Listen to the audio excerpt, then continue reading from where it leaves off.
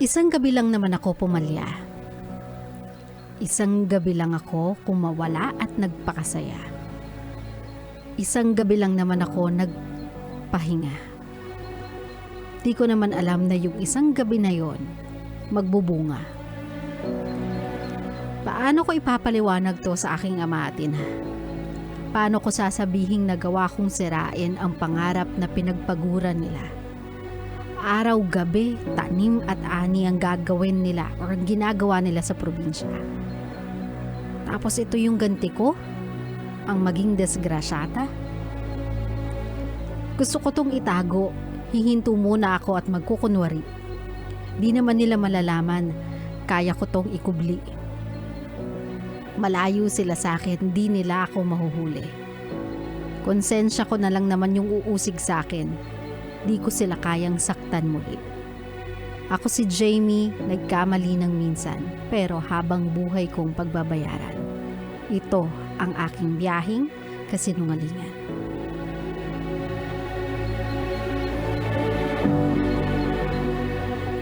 My love, you know what they say, walang sikretong hindi nabubunyag. Kahit pa gaano tayo kagaling magtago. Kahit pa siguro gaano natin yan katagal maitago. Darating at darating ang panahon.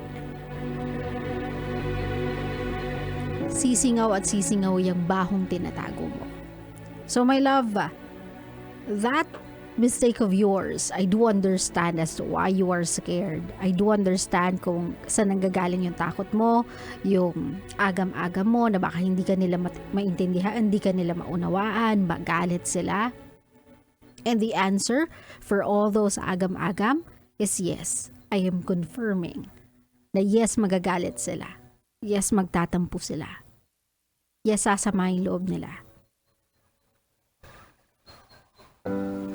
I'm not gonna deny you that truth. Kasi my love, yun talaga yung mararamdaman nila eh. No parent would want their child. Lalong-lalo na after all the sacrifices they've made.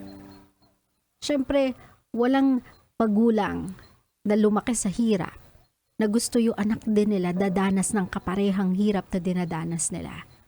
They would want their kids to have a better life, better than what they had. Kaya nga sila nagsusunog ng kilay di ba? Kaya nga sila nagbabanat ng buto. It's because they wanna give you the things in life that they can no longer have for themselves. But is it a reason for you to hide it? Lalong-lalo na yan, bubukol yan after 9 months, and even if itago mo yan, di ka muna mag-aral for 9 months, paano mo sasabihin sa parents mo na mag-e-extend ka ng school? How will you explain to them na kakailanganin mo ng extra budget? Will that be another lie? Will that be another story na ifa-fabricate mo? Para lang ikubli yung katotohanan na nagkamali ka, my love. Lies after lies after lies.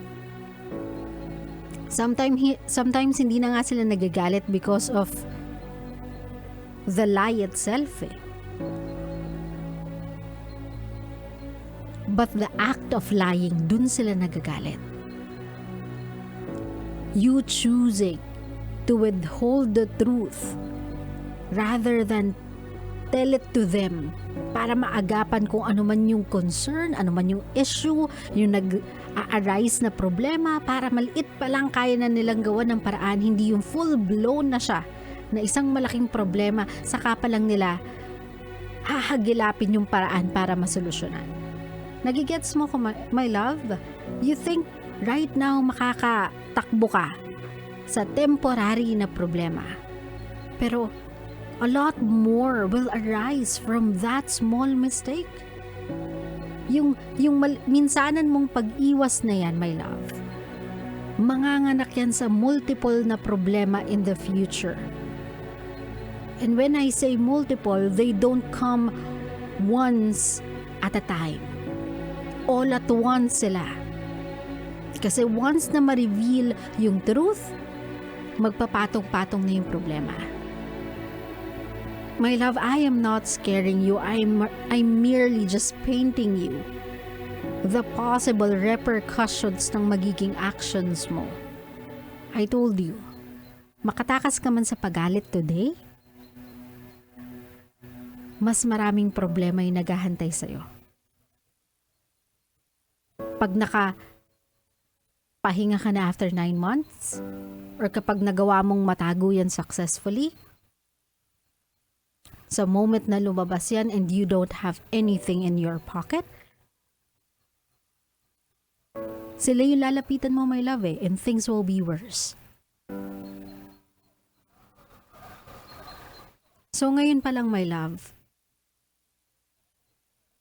tell the truth. More than a child, more than a daughter, you are now a mother. Whether you like it or not, you now must be responsible. More responsible, even more. Kasi, hindi na lang ikaw yung nagde-decide para sa sarili mo. You are now deciding for 2 people. You and your child. Their grandchild. My love, wala naman silang nasayang eh. Hindi ka sayang. Not because nagkaroon ka ng anak, not because nabuntis ka, ibig sabihin sayang ka na. No, my love. Huwag mo ipasok yan sa utak mo. May mga bagay na delayed, yes. O diba, hindi tayo matatapos sa tinakdang oras, but that doesn't mean na hindi tayo makakatapos. That doesn't mean na hindi tayo magkakaroon ng chance ang maabot yung pangarap na yun. Let's call that minor setback sa pangarap ng magulang mo at pangarap mo. But instead of feeling bad about yourself, feeling na wala ka ng future because of that, use that child as a reason as to why you'll grind more in life. Gawin mo siyang inspirasyon para makatapos ka. Inspirasyon para maabot mo yung pangarap, hindi lang ng mga magulang mo, kundi pangarap mo. Now you have a reason to fight. Really push yourself to finish. Let them know na lahat ng pinagpaguran nila, lahat ng pinagtrabahuhan nila, never masasayang. Kasi even with that child and because of that child, you'll strive now to reach more than what they dreamt of. More than pa sa pinangarap nila. Naintindihan mo ako, my love? Tell them the truth. Yes, magagalit sila. Yes, pagsasabihan ka. Yes, may sermon. Yes. Yes to all of that. But no parent will ever say no to their child. Lalong-lalo na kung ganun na yung alam mo yun, ganun na yung ibinigay nila, ganun na yung sinacrifice nila. They will never say no to you. Not just because of the money they have already invested in you, but because you are their child. Walang magulang na maghahangad na, alam mo yun, mapariwara ng tuluyan yung anak nila. They would always want the best for you even when nagkakamali ka, even when nadadapa ka. They have always been there for you, and they will always will. Huwag natin i-underestimate yung ability ng mga magulang sa pagpapatawad at pag-intindi. Just tell the truth, my love. Again, you are no longer doing this for yourself. You are also doing this for your child. Ngayon ka maging responsable sa minsanang pagkakamali. Klaro? Klaro.